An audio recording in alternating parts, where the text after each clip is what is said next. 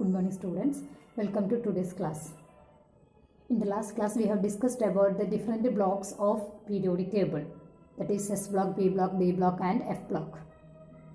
And also we have studied how to find out the group period and block of an element if we know the atomic number or electronic configuration. Today we can discuss about the trends in periodic properties of elements. The properties of the elements are divided into two categories, that is the properties of the individual atoms or the properties of a group of atoms. The properties of individual atom means atomic radius or ionic radius, then its ionization enthalpy, etc. All these are the properties of individual atoms. At the same time, the properties like melting point, boiling point, heat of fusion, etc. These are the properties of a group of atoms. So whatever may be that, all these properties are directly or indirectly related with their electronic configuration. Such properties which are related with their electronic configuration and show a gradation or a change when we are moving from left to right in a period or from top to bottom in a group are known as periodic properties. Some of the properties of atoms like atomic radius, ionization enthalpy, electronegativity, and some of the chemical properties also we can discuss in this topic. Okay, so first about the atomic radius. Atomic radius means the size of the atom, and it is very important property because many other physical and chemical properties are depending upon this atomic radius.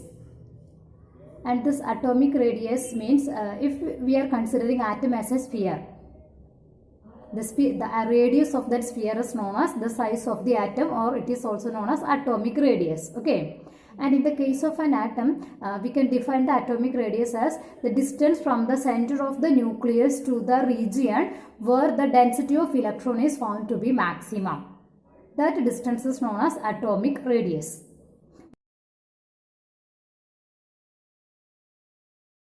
Atomic radius means the distance from the center of the nucleus to the last shell or the region up to which the density of electron is maximum. But it is very difficult to find out it separately because we cannot separate an individual atom. Since it is very difficult to find out the radius of individual atom, we are adopting some other measures, that is in the case of non-metals, we are finding out the distance between the nuclei of two bonded atoms which are bound together by a single covalent bond. And the half of that distance, it is taken as the radius of individual atoms. And the radius we are getting thus is known as covalent radius. Okay, so covalent radius can be defined as half of the internuclear distance between two bonded atoms which are bounded together by a single covalent bond. And its equation can be written like this. The covalent radius we can define like this, that is if these two are the atoms which are bonded by a single covalent bond. This represents one atom and this represents the second atom. They are sharing one pair of electrons, and as a result a single covalent bond is formed between these two atoms that we can represent as A and B. Okay, so this is atom A and this is atom B. They are sharing one pair of electrons, and as a result a single covalent bond is formed between them. So this is the nucleus of A and this is the nucleus of B. So the distance between these two nucleus, that is known as the internuclear distance. Internuclear distance. Okay. So this internuclear distance we can measure by experimental method. And half of this internuclear distance is taken as the radius of one atom. That means up to this much. This is taken as the radius of first atom. Okay, and this is applicable only for homonuclear atoms. That means two atoms must be same type. For such atoms we can use this method to express their radius, and that radius is known as its covalent radius. So covalent radius is defined as half of the distance between the centers of the two nuclei of two similar atoms bonded by a single covalent bond. A and B should be same type of atom, similar atoms. So half of the distance between the nuclei of these two atoms, that is known as covalent radius. Okay. Here we can see that two hydrogen atoms are bonded by each other. and the distance between nuclei of these two hydrogen atoms is known as internuclear distance, and half of that internuclear distance is taken as the atomic radius of hydrogen. Okay, and that is also known as covalent radius. Then mainly for inert gases which are not bonding with each other. That means we know that inert gases are very stable. So they are not forming any bond with any other atoms, isn't it? So they are existing as monoatomic molecule. For example, neon. It is existing as neon atom, Ne. Then another neon atom. Like that it is existing as atoms, isn't it? So in such cases, which are not bonding with any other atoms, we are not using the word covalent radius. In such cases, we are using the word van der Waals radius. That means we are taking the internuclear distance between two non-bonded atoms. The internuclear distance, that is the distance between two nucleus of the two non-bonded atoms, and half of that distance, that is taken as the atomic radius of one atom, and that is known as van der Waals radius. Okay, this van der Waals radius, it is mainly applicable for this inert gases. For all other atoms also it can be used. So van der Waals radius is the half of the internuclear distance between two adjacent atoms of the same element belonging to two nearest neighboring molecules.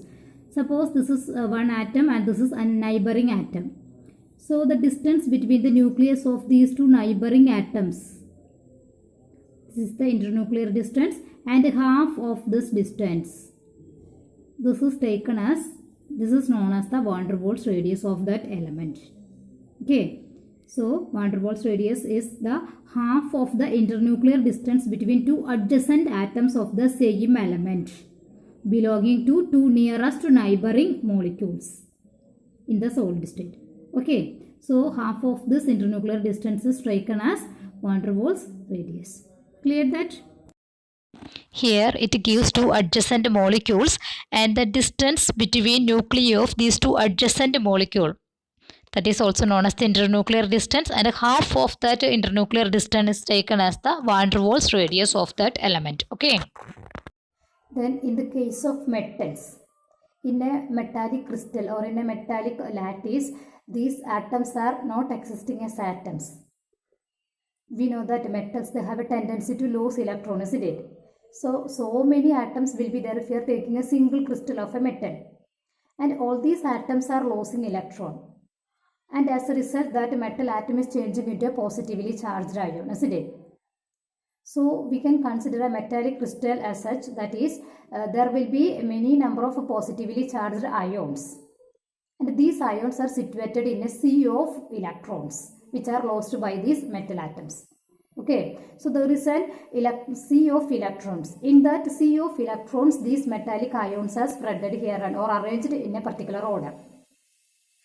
That is the arrangement of atoms or metallic ions in a metallic crystal. And in that case, the distance between two adjacent, the internuclear distance between two adjacent metal ions, that is known as metallic radius. The half of the internuclear distance between two adjacent metallic ions, that is known as the radius of one metal.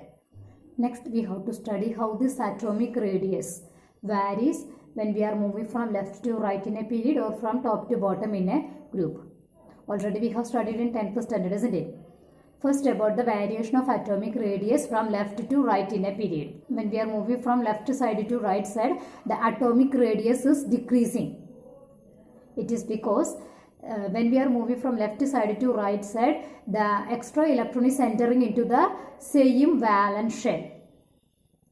The number of shell remains same, but the nuclear charge is increasing by 1 unit. And as a result, the nuclear pull towards the valence electron increases. And as a result, the electrons are being pulled towards the nucleus more strongly, so the atomic size decreases. But when we are moving from top to bottom in a group, the atomic radius increases. It is because when we are moving from top to bottom, new shells are increasing or new energy levels are adding to the atom, and as a result, the distance from the nucleus to the last shell increases. And as a result, the atomic radius increases. Okay. So this is the variation of atomic radius from left to right in a period and from top to bottom in a group. So already we have seen that when we are moving from left side to right side, the atomic radius decreases. So according to our expectation, this left hand side elements, that is the first group element, is having larger size. Then when we are going to right side, the atomic size decreases, and as a result the right side elements are having smallest sizes in it. But actually up to this halogen family, that changes occurring regularly. That means atomic size is decreasing up to halogens. So in a particular period, halogens is having the smallest size. But after halogens, the next group is inert gas. We are expecting they are having the smallest size, but they are having larger size than these halogens. It is because in the case of inert gases, we already studied that they are not involving in chemical bonding. So we are measuring their van der Waals radius. That is the radius, the internuclear distance between two non-bonded atoms. So that distance always will be slightly higher than the internuclear distance between the two bonded atoms. So the measured radius of inert gases, that is van der Waals radius, will be always greater than the preceding halogens. Okay. Now next we have to study about the gradation in ionic radius. What is this ionic radius? Already we know that ions are the charged particles, and they are formed by when a neutral atom either loses or gains electrons. When an atom is losing electron, a positively charged ion is formed, and when an atom gains electron, a negatively charged ion is formed. And the radius of that ion can be called as ionic radius. And how it will vary from top to bottom in a group and from left to right in a period, that also we have to discuss here. Okay. As in the case of atomic radius, ionic radius also cannot be measured experimentally, but we can measure the internuclear distance between two bonded ions. For example, in the case of sodium chloride, it is an ionic compound. The internuclear distance, that is the distance between two nuclei, the internuclear distance between sodium ion and chloride ion can be measured. If we know the radius of any one of the ion, we can find out the radius of the other ion. Okay, that is the method we are adopting for measuring or for finding out the ionic radius of each ions. Now next we have to study about how this ionic radius is related with its parent atom. For example, we know that sodium ion is formed from sodium atom. How? When sodium atom is losing one electron, it is changing into sodium ion. When sodium atom is changing into sodium ion, what will happen to this radius? Whether it will increase or decrease? When an atom loses electron and changing into positively charged ions or cations, its radius decreases. Like that, when an atom gains electrons and forms an anion, its radius increases. The radius of cation is smaller than its parent atom. What will be the reason for that? We can take the example of sodium atom. Sodium atom, after losing one electron, it is changing into sodium ion. That is a positively charged ion. It is also known as a cation. Okay. Then by the size of sodium atom is 186 picometer. The radius of sodium atom is 186 picometer, and that of sodium cation, Na plus ion, is 98 picometer. So we can see that the parent atom is bigger in size than this ion, isn't it? What will be the reason for that? It is because in sodium atom there are 11 electrons and 11 protons. These protons are present inside the nucleus, and electrons are revolving around this nucleus, and there will be a force of attraction between these 11 protons and 11 electrons. But after losing one electron, it is changing into sodium ion. There the number of electrons decreases by 1, but the nuclear charge remains same.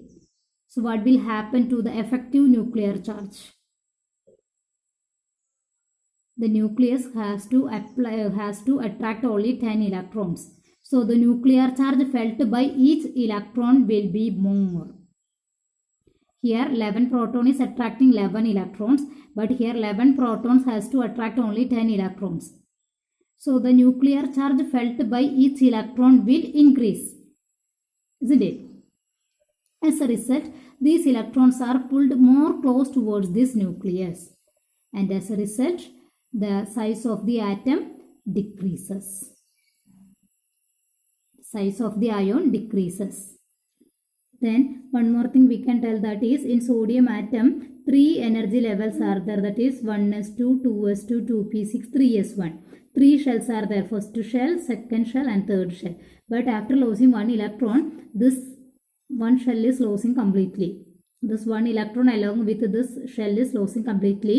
So what will happen? It contains only 2 shells, 1s2, 2s2, 2p6. First shell and second shell only. So because of that reason also, the size of the sodium ion will be smaller than the sodium atom. Okay. Now we can see that the radius of an anion is larger than that of its parent atom. That we can explain by taking the example of chlorine atom. Chlorine atom, when gains one electron, changing into Cl- ion or chloride ion. The radius of chlorine atom is 99 picometer, and when it is changing into Cl- ion, its radius increases to 181 picometer. So there is an increase in the radius. What will be the reason for that? In the chlorine atom, 17 electron is there, like that 17 protons also there present inside the nucleus. These 17 protons are attracting these 17 electrons.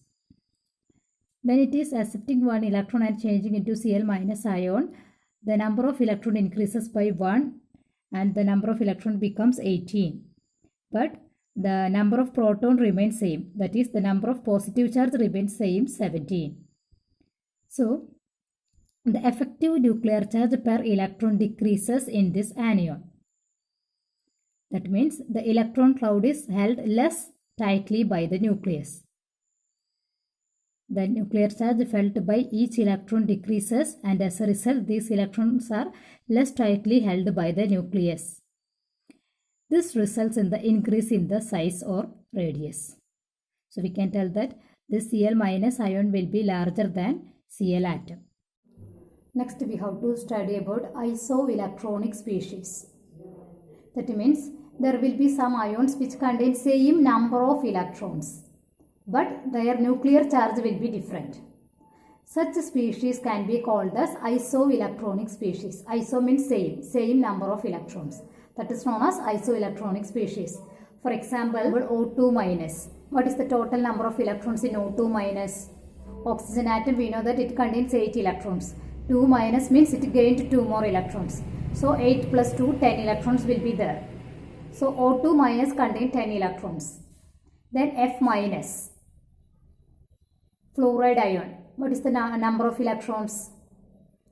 Fluorine atom means it contains 9 electrons. F minus means it gained 1 more electron. So total number of electrons become 10. So O2 minus and F minus both contain 10 electron. But their nuclear charge is different. O2 minus contain 8 positive charge and F minus contain 9 positive charge. Their nuclear charge is different but contain same number of electrons. Such species can be called as isoelectronic species. So many other examples are there. If you observe, you can find out. Okay.